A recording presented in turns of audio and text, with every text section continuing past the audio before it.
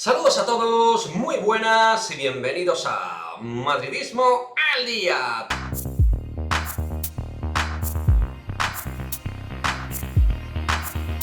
Toca subrayar a los jóvenes, la juventud al poder, la juventud de los jóvenes madridistas que están dando este inicio de temporada un paso al frente. Camavinga, Rodrigo, Valverde, Vinicius, cada uno con sus momentos y de diferente manera, con diferentes aportaciones, pero aportaciones al fin y al cabo muy positivas para los intereses del Real Madrid. Toca hablar, por supuesto, en primera instancia de Vinicius, que no solo está siendo el líder de los jóvenes, sino también el tipo que hace cosas diferentes en el terreno de juego. Ante el Inter vimos a un Vini que no marcó, pero sí que lo intentaba de forma constante, que era el más desequilibrante desde el minuto 0 en adelante. Un jugador que ha dado ese paso al frente de madurez, de protagonismo, pero sin perder el desparpajo de la juventud. Rodrigo Goes, su compañero en el ataque, un tipo que tiene ese punto de frialdad quizás diferente al de Vinicius, o al menos al que hemos visto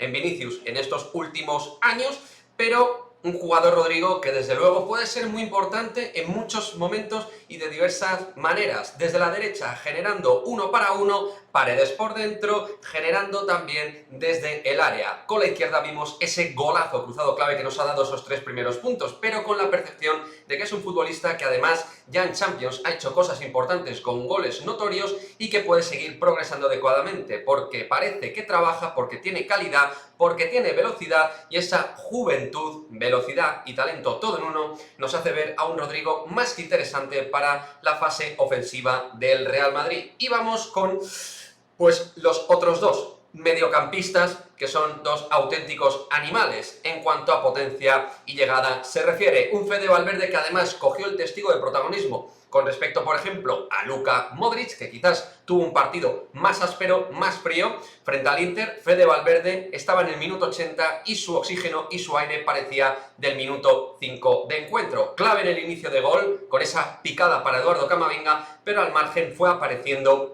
en distintos momentos con su golpeo, con su llegada, con su valentía. No fue constante, pero de impacto. Un jugador, el charrúa, que desde esa juventud que ha ido aportando al medio del campo también se vislumbran cosas diferenciales. Ayer lo vimos en el que a priori puede ser el partido más difícil para el Real Madrid en esta fase de grupos de Champions. Y para terminar, en cuanto a este vídeo un tanto oda a la juventud madridista, Eduardo Camavinga. 2 partidos, 2 ratitos, un gol, una asistencia. Tampoco le vamos a dar todo el hype del mundo, todavía hay que esperar, como hemos comentado en algún directo de YouTube. Pero oye, desde luego, mejor no se puede empezar, con esa sensación también de madurez y de pozo, con también algún momento de pérdida de ubicación, de algún error tanto con como sin balón, pero muchísimos más aciertos que errores. No le pesa la camiseta, parece. No parece un jugador excesivamente nervioso y que da esa capacidad de punch y llegada en la línea de 3 cuartos, similar a Fede Valverde en ese aspecto. Asistencia clave a Rodrigo Goes de un Camavinga que a sus 18 años, el ex del Rennes,